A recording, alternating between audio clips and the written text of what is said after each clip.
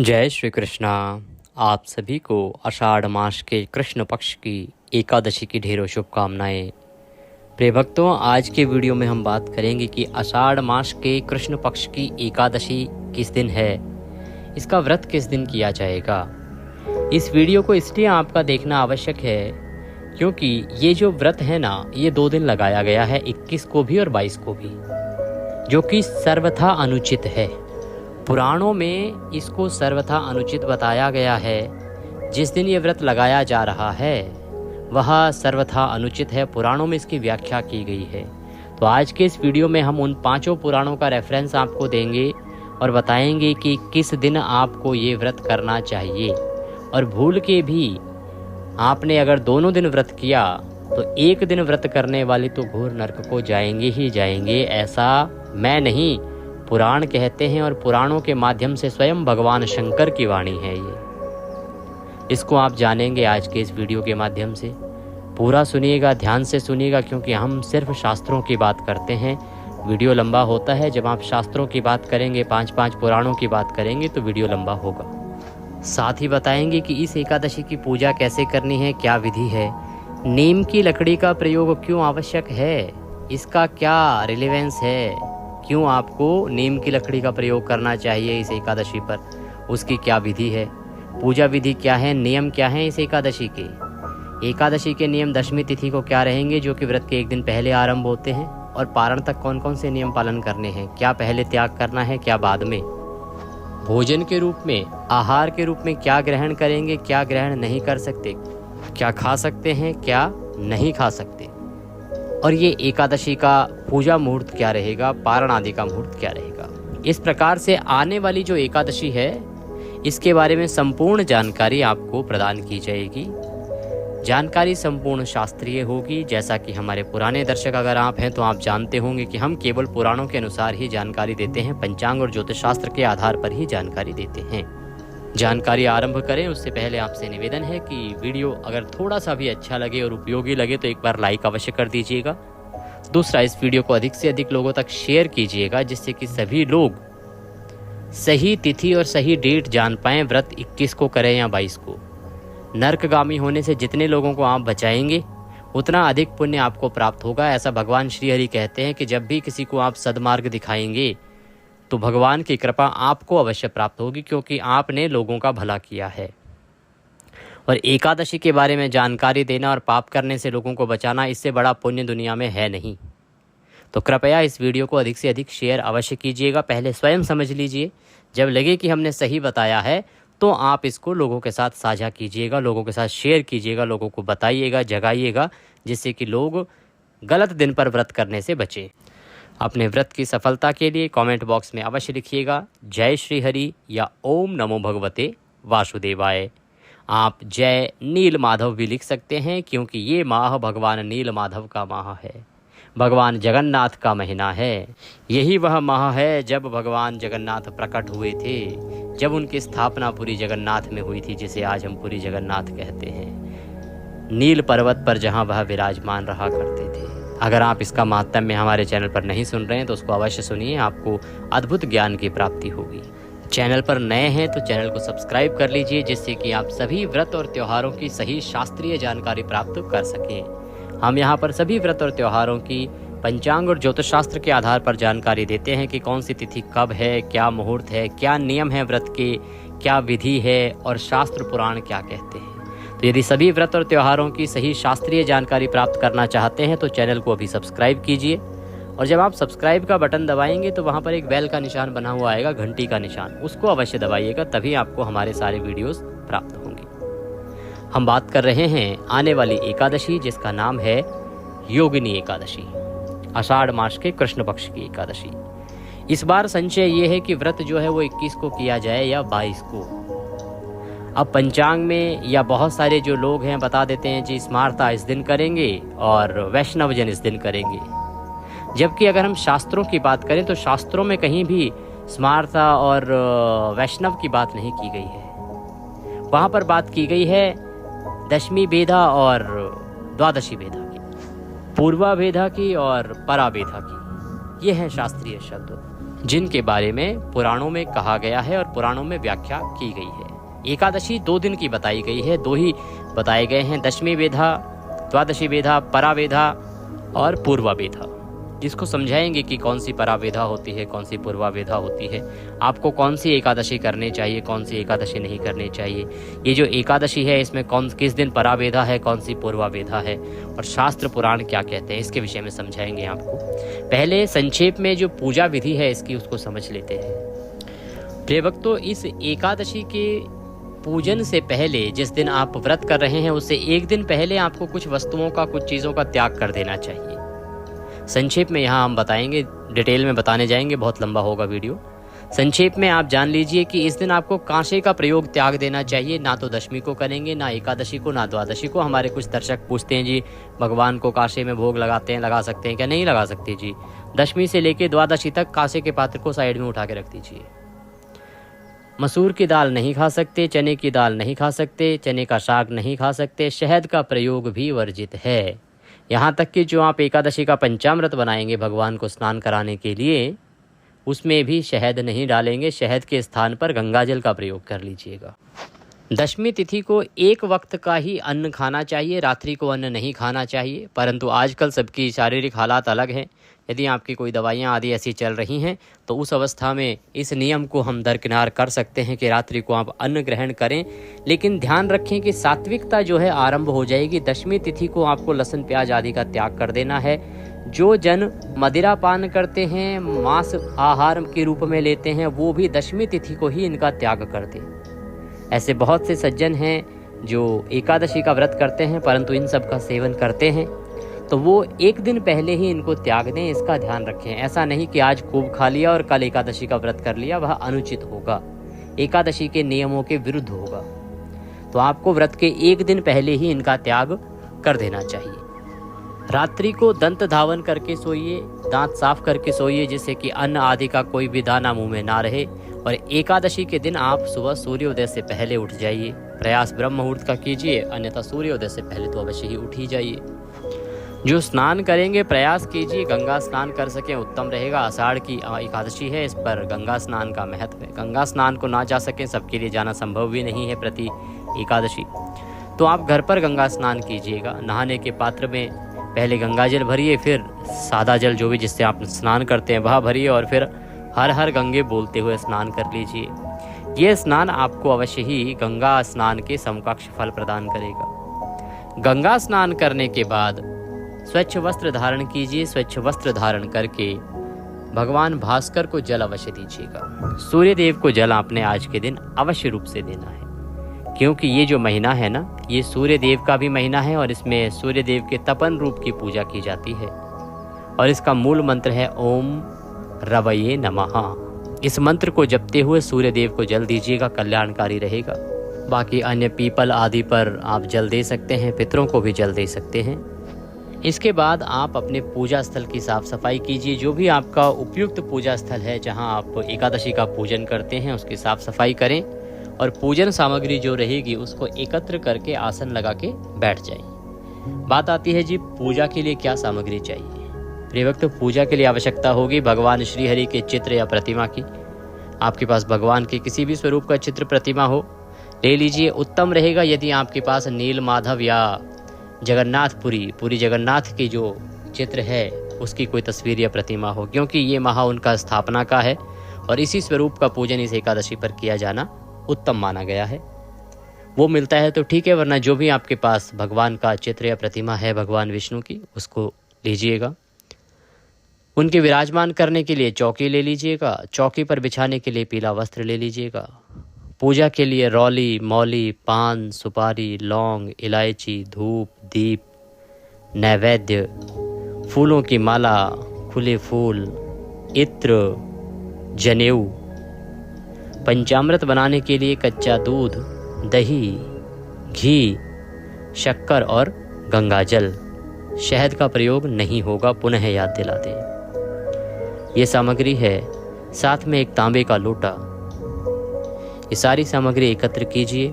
तांबे के लोटे को पहले मांझ लीजिए, फिर इसमें पहले गंगाजल भरिए और फिर शुद्ध जल से भर के आसन लगा के बैठ जाइए, उत्तर दिशा की ओर मुख करके। उत्तर दिशा में यदि उपयुक्त स्थान ना हो आपके पास तो पूर्व की ओर मुख करके भी बैठ सकते हैं। सबसे पहले शुद्धिकरण, फिर भगवान की स्थापना, संकल्प करते हुए पूजन करते हुए आगे बढ़ेंगे। तो सबसे पहले हम शुद्धिकरण करेंगे। एक फूल ले लीजिए, लोटे में जो जल है उस जल की छींटे दीजिए फूल के माध्यम से। कहाँ पर? जो सामग्री आपने रखी है उस पर, जो स्थान जहाँ आपने पूजन करना है वहाँ पर। इससे स्थान का और सामग्री का शुद्धिकरण, पवित्रीकरण होगा। ओम पवित्र हो अपवित्रवांग सर्वांग वस्थांगतोपि वाम यह स्मरेत पुंडरीकाक्षम सभायंतरः शुचिः। ओम। इस प्रकार से आपने स्थान का पवित्रीकरण किया है, शुद्धिकरण किया है। अब भगवान की स्थापना करेंगे। चौकी लीजिए, चौकी पर पीला वस्त्र बिछाइए, चौकी को लगाइए, हाथ में पुष्प लीजिए, नारायण से निवेदन कीजिए, परमात्मा से निवेदन कीजिए कि हे भगवान श्री हरि विष्णु, हे माधव, हम आज एकादशी पर आपके पूजन के लिए आपको आमंत्रित करते हैं, निवेदन करते हैं, आपका आवाहन करते हैं, आप आएं और यहाँ विराजमान हो और हमारे ये जो पुष्प हैं इनको आसन के रूप में आप स्वीकार करें। इस प्रकार से पुष्प अर्पित कर दीजिए। भगवान की तस्वीर को स्थापित कीजिए, प्रतिमा है तो प्रतिमा को स्थापित कीजिए। उनके सीधे हाथ की ओर घी का दिया रखिए, धूप रखिए। अब आप हाथ धो लीजिए, एक चम्मच से अपने सीधे हाथ पे जल लीजिए, हाथ धो लीजिए। 3 बार जलाचमनी करेंगे, अर्थात एक एक चम्मच जल अपने हाथ पे लेके आप पिएंगे एक एक मंत्र पर। ओम माधवाय नमः जल लीजिए पी जाइए, ओम केशवाय नमः जल लीजिए पी जाइए, ओम नारायणाय नमः जल लीजिए पी जाइए, ओम ऋषिकेशाय नमो नमः हस्तो प्रक्षालनम, हाथ पे जल लीजिए, हाथ धो लीजिए। अपने आप को मौली बांधिए, तिलक कीजिए। पारिवारिक जन बैठकर यदि पूजन कर रहे हैं तो उनको भी तिलक कीजिए, मौली बांधिए। अब भगवान का पूजन करने में सबसे पहले संकल्प करेंगे तो धूप जला दीजिए, दीप को जला दीजिए। धूप और दीपक जलाने के बाद सीधे हाथ में जल लीजिए, 1 रुपये का सिक्का दक्षिणा के रूप में कम से कम रखिए। हम संकल्प करने जा रहे हैं। 3 बार बोलिए ओम श्री विष्णु, ओम श्री विष्णु, ओम श्री विष्णु। अपना नाम, अपना गोत्र, जिस स्थान पर बैठकर संकल्प कर रहे हैं वहाँ का मकान नंबर, क्षेत्र का नाम, शहर का नाम। आषाढ़ मासे कृष्ण पक्षे योगिनी एकादश्यायाम पुण्यतिथियो आयु आरोग्यता प्राप्त्यार्थाय सुख संपत्ति प्राप्त्यार्थाय सर्व रोग निवारणार्थाय एकादशी व्रत पूजन संकल्पम संकरिष्ये। बोली सौ श्री विष्णु शरणौ शरणम प्रपद्ये। और यह संकल्प भगवान के चरणों में अर्पित कर दीजिए। इस प्रकार संकल्प करके अब आप पूजन आरंभ करेंगे। एकादशी का व्रत कर रहे हैं तो संकल्प अवश्य करना चाहिए। ध्यान रखिएगा, संकल्प आपने अवश्य ही करना है। दक्षिणा जो भी रखना चाहें वह रख सकते हैं। हमें भेजना चाहें तो भेज सकते हैं, कमेंट बॉक्स में लिख के पूछ लीजिएगा, जानकारी प्रदान कर देंगे, वहाँ भेज दीजिएगा। अन्यथा आपके आसपास जो भी कोई मंदिर हो वहाँ पे ये दक्षिणा दे दीजिएगा। ये ब्राह्मण के निमित्त दक्षिणा होती है। संकल्प करने के बाद भगवान का पूजन करेंगे। भगवान को पद्य अर्घ आचमनी अर्पित करेंगे। भगवान के सामने एक पात्र रख दीजिए, एक कटोरी रख दीजिए जिसमें आप पूजा का सामान, पूजा की सामग्री अर्पित करेंगे तो वो इधर उधर फैलेगा नहीं, पैरों में भी नहीं आएगा। भगवान को सबसे पहले पद्य अर्घ आचमनी अर्पित कराएंगे। एक एक मंत्र पर एक एक चम्मच जल आप अर्पित कीजिएगा। ओम भूर्भुवस्सुः श्री माधवाय नमः योगिनी एकादशी व्रत पूजन निमित्तार्थाय श्री हरि विष्णु माधव स्वरूप पूजन अंतर्गते पद्यम समर्पयामि। पद्य के रूप में 1 चम्मच जल लीजिए, अर्पित कीजिए। ओम भूर्भुवस्सुः श्री माधवाय नमः अर्घ्यम समर्पयामि। 1 चम्मच जल लीजिए, अर्घ्य के रूप में अर्पित कीजिए। जो प्रतिमा पर पूजन कर रहे हैं वो अर्घ्य शंख के माध्यम से अर्पित कीजिएगा। शंख में जल भर के चढ़ाइएगा, अर्घ्य दीजिएगा। नारायण को बहुत कल्याणकारी होता है। ओम भूर्भुवस्सुः श्री माधवाय नमः आचमनीं समर्पयामि। आचमनी के रूप में 1 चम्मच जल अर्पित कीजिए। अब स्नान कराएंगे भगवान को। स्नान कराने के लिए जल अर्पित कीजिएगा। ओम भूर्भुवस्सुः श्री नारायणाय नमः स्नान निमित्तार्थाय जलम समर्पयामि। पंचामृत स्नानम। अब पंचामृत से स्नान कराएंगे। पंचामृत बना लीजिए, कच्चा दूध, दही, घी, शक्कर और गंगाजल मिला के, शहद नहीं मिलाना है, पुनः याद दिलाएं।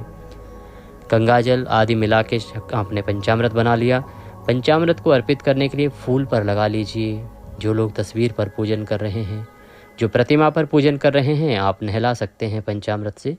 बाकी लोग फूल पर लगा लीजिए पंचामृत और अर्पित कीजिएगा। ओम भूर्भुवः श्री माधवाय नमः। पंचामृत स्नान निमित्तार्थाय पंचामृतम समर्पयामि। पंचामृत अर्पित कीजिए भगवान को। शुद्ध्योदक स्नानम, अब आप शुद्ध जल से स्नान कराएंगे। ओम भूर्भुवः श्री माधवाय नमः। शुद्ध्योदक स्नान निमित्तार्थाय शुद्ध जलम समर्पयामि। शुद्ध जल अर्पित कीजिए भगवान को। शुद्ध स्नान कराने के बाद भगवान को वस्त्र अर्पित करेंगे। वस्त्र के रूप में मौली का एक टुकड़ा तोड़िएगा और वह भगवान को अर्पित कीजिएगा। ओम भूर्भुवः श्री नारायणाय नमः। वस्त्रम समर्पयामि। वस्त्रम उपवस्त्रम यज्ञोपवीतम। यज्ञोपवीत क्या होती है? यज्ञोपवीत होती है जनेऊ। जनेऊ लीजिएगा। जनेऊ को रौली कुमकुम आदि से तिलक कर लीजिएगा और वह अर्पित कीजिएगा भगवान को। ओम भूर्भुवः श्री माधवाय नमः। यज्ञोपवीतम समर्पयामि। यज्ञोपवीत अर्पित कीजिए भगवान को। यज्ञोपवीत अर्पित करने के बाद इत्र अर्पित कीजिए। इत्र को फूल पर लगा लीजिए और अर्पित कीजिए। ओम भूर्भुवः श्री नारायणाय नमः। इत्रम समर्पयामि। इत्र अर्पित कीजिए। इत्र अर्पित करने के बाद अब तिलक लगाएंगे भगवान को। ओम भूर्भुवः श्री नारायणाय नमः। तिलकम समर्पयामि। तिलक लगाइए भगवान को। तिलक अर्पित कीजिए। तिलक अर्पित करने के बाद अब भगवान को पुष्प अर्पित करेंगे, फूलों की माला पहनाएंगे। ओम भूर्भुवः श्री नारायणाय नमः। पुष्पम समर्पयामि। पुष्प अर्पित कीजिए, माला पहनाइए। पुष्प के बाद धूप और दीप दिखाएंगे। ओम भूर्भुवः श्री नारायणाय नमः। धूपम अर्पयामि। ओम भूर्भुवः श्री नारायणाय नमः। दीपम दर्शयामि। धूप दिखाइए, दीप दिखाइए और नैवेद्य अर्पित कीजिए। नैवेद्य के रूप में पीले रंग की कोई मिठाई है तो वो अर्पित कीजिएगा, अन्यथा आप फल या मिश्री चढ़ा दीजिएगा। ओम भूर्भुवः श्री नारायणाय नमः। नैवेद्यम समर्पयामि। जलाचमनिम कुरु। जल आचमनी कराइए भगवान को। जल लीजिएगा और आचमनी कराइएगा। ओम भूर्भुवः श्री विष्णवे नमः। जल आचमनिम समर्पयामि। जल आचमनी समर्पित कीजिए। अब तांबूल अर्पित करेंगे। तांबूल होता है कि पान का पत्ता लीजिए, उसमें 2 लौंग, 2 इलायची और 1 सुपारी रख लीजिए और वह अर्पित कीजिए भगवान को। ओम भूर्भुवः श्री नारायणाय नमः। तांबूलम समर्पयामि। तांबूलम पूंगी फलम। शुभ दक्षिणायाम शुभदो वरदो भवः। जो भी दक्षिणा आप चढ़ाना चाहते हैं, दक्षिणा आदि अर्पित करना चाहते हैं भगवान को, वह भगवान को दक्षिणा चढ़ाइए हाथ जोड़ के। ओम भूर्भुवः श्री नारायणाय नमः। शुभ दक्षिणाम समर्पयामि। दक्षिणा अर्पित करने के बाद हाथ जोड़ के नमस्कार कीजिए। पूजन आपका आज का पूर्ण होता है। अब आपने कथा सुननी है, एकादशी की कथा सुनिएगा, साथ में विष्णु सहस्त्र नाम का पाठ सुनिएगा और उसके बाद भगवान की आरती कीजिएगा। हम कथा जब आपको अपलोड करेंगे उसमें आरती साथ में रिकॉर्ड करेंगे। आप में से बहुत सारे लोग हैं जिन्होंने हमें पहले भी बोला है कि पंडित जी आरती आप साथ में देते हैं तो साथ के साथ हो जाती है, नहीं तो हमें ढूंढनी पड़ती है। तो आरती के साथ ही आपको हमारा कथा का वीडियो मिलेगा। कथा सुने, विष्णु सहस्त्र नाम सुने और आरती करें। आरती करने के बाद नियमों के अनुसार दिन को व्यतीत कीजिएगा। नियमों के बारे में मैंने पहले भी जानकारी दी है, तो उनको एक बार देख लीजिएगा। अभी हम मूल विषय पे आते हैं कि जो व्रत है वो करना किस दिन है, शास्त्र क्या कह रहे हैं, शास्त्रों का क्या मत है, जिससे कि आप अपना सही दिमाग इस्तेमाल करके और सही निर्णय स्वयं ले सकें कि आपको व्रत कब करना है। हम तो अपना जो यहाँ से बताना है वो बताएंगे ही, लेकिन आप जब समझेंगे तो आप स्वयं भी निर्णय के योग्य होते हैं। आपके अंदर स्वयं इतना दिमाग है, आप समझदार हैं। सभी बुद्धिजीवी लोग हैं तभी एकादशी का व्रत करते हैं। तो बुद्धिजीवी लोगों के पास इतनी समझ होती है, वो निर्णय कर पाते हैं कि क्या सही है और क्या गलत है। प्रिय भक्तों, एकादशी के बारे में जो पुराण कहते हैं, चाहे वो नारद पुराण हो, चाहे वो विष्णु पुराण हो, चाहे हम बात करें भविष्य पुराण की या हम बात करें गौरी शंकर संवाद की, सभी जगह एकादशी का वर्णन मिलता है। इन सभी को हमने पढ़ा है, यहाँ से जानकारी एकत्र की है। विष्णु पुराण कहता है कि दशमी बेधा एकादशी सर्वथा परित्याज्य है, उसका सदा त्याग करना चाहिए। दशमी विधा एकादशी का त्याग करना चाहिए। दशमी विधा एकादशी होती क्या है, पहले इसको समझते हैं। आप में से बहुत से लोग जानते भी होंगे और शब्द से समझ भी गए होंगे। जिस दिन एकादशी से पहले दशमी तिथि हो, सूर्य उदय के समय पर दशमी तिथि हो और बाद में एकादशी आ रही हो, तो उसे दशमी वेधा एकादशी कहते हैं। जिस दिन दशमी ने एकादशी का वेधन कर दिया, भेद दिया उसको, तो उसको कहते हैं दशमी वेधा एकादशी। तो विष्णु पुराण के अनुसार ये सर्वथा त्याज्य है, इसको सदा त्याग ही करना चाहिए जो दशमी वेधा एकादशी है। जिस दिन सुबह दशमी हो और फिर एकादशी आ रही हो, तो ऐसी एकादशी का सदा त्याग करना चाहिए। भविष्य पुराण में वर्णन है। भविष्य पुराण कहता है कि यदि सूर्य उदय से 1 घंटे 36 मिनट पहले भी दशमी तिथि रही हो, तो उसे भी दशमी वेधा ही माना जाना चाहिए और ऐसी एकादशी को कभी भी नहीं करना चाहिए। तो अभी तक हम समझते हैं कि जिस समय सूर्य उदय होता है ना, उस समय कौन सी तिथि है ये देख लीजिए और उसके अनुसार निर्णय कीजिए। भविष्य पुराण कहता है लेकिन कि 1 घंटे 36 मिनट पहले सूर्योदय देखिए, सूर्योदय कब है, और सूर्योदय से 1 घंटे 36 मिनट पहले यदि दशमी तिथि थी तो उसको दशमी वेधा मानिए और उसका सदा त्याग कीजिए। तो यहाँ पर भी निर्णय यही हुआ कि दशमी वेधा अगर एकादशी है तो उसको कभी नहीं करना चाहिए। साथ ही कहा गया है किसको करना चाहिए, जिस दिन द्वादशी वेधा एकादशी हो, अर्थात एकादशी हो और उसमें द्वादशी आ रही हो। पहले एकादशी है फिर द्वादशी आ रही है, ऐसी एकादशी सर्वथा उचित है, सर्वथा उचित है और करने योग्य है। तीसरा नारद पुराण की बात करते हैं। नारद पुराण जो है वो ये कहता है कि द्वादशी वेधा एकादशी श्रेष्ठः, ये श्रेष्ठ है जिस दिन एकादशी हो और फिर द्वादशी आ रही हो। जिस दिन एकादशी का द्वादशी ने वेधन कर दिया हो वह श्रेष्ठ एकादशी है और व्रत करने योग्य है, इसका व्रत सदा किया जाना चाहिए। नारद पुराण एक और बड़ी लाइन खींचता है। नारद पुराण में साफ साफ लिखा है कि यदि कभी एकादशी को लेके ब्राह्मणों के बीच, विद्वानों के बीच मतभेद हो और कोई सहमति ना बन पाए, तो उस अवस्था में द्वादशी के दिन, जिस दिन द्वादशी हो उस दिन व्रत कर लेना चाहिए, यह श्रेष्ठ रहेगा। और एक और लाइन खींची है, लिखा है कि यदि स्वयं ब्रह्मा भी आके कहें या कोई आपसे कहे कि इस पुराण को ब्रह्मा ने लिखा है और इसमें लिखा है कि दशमी वेधा एकादशी करनी चाहिए, तो उसको त्याग दीजिए, उसकी बात कभी मत सुनिए। अगर ब्रह्मा भी ये कहें कि दशमी वेधा करनी है तो उनको भी अनसुना कर दीजिए, उनकी बात भी ना मानिए। इतना बड़ा दोष है दशमी वेधा का। भगवान शंकर माता पार्वती से कहते हैं गौरी शंकर संवाद में कि जो लोग दशमी वेधा एकादशी का व्रत करते हैं, ये मानो पार्वती कि वो अपने लिए नरक की कामना करते हैं। तो दशमी वेधा वो एकादशी होती है जो आपको नरक में भी ले जा सकती है, इसीलिए दशमी वेधा एकादशी कभी नहीं करनी चाहिए। ये पुराणों का मत है। पराविद्धा और पूर्वाविद्धा कहते हैं। पूर्वाविद्धा जब पूर्व तिथि ने, अर्थात एकादशी से पहले वाली तिथि ने वेधन किया हो उसको पूर्वाविद्धा कहते हैं। दशमी विद्या पूर्वाविद्या एक हो गई। और जब द्वादशी ने वेधन किया हो उसे पराविद्या कहते हैं कि एकादशी के बाद की जो तिथि है उसने अगर वेधन किया है तो वो पराविद्या हो गई। तो पराविद्या एकादशी सदा करने योग्य है, द्वादशी विद्या एकादशी सदा करने योग्य है। अब बात करते हैं कि आने वाली एकादशी कब है और पराविद्या कब है, पूर्वाविद्या कब है, फिर आप समझ पाएंगे। प्रिय भक्तों, एकादशी तिथि की शुरुआत हो रही है 21 तारीख को सुबह 7:18 पर और समाप्त होगी 22 तारीख को सुबह 4:27 पर। तो सूर्य के मुख से दशमी तिथि रहेगी 21 को। ये कौन सी हो गई? दशमी विधा। करनी चाहिए कि नहीं करनी चाहिए?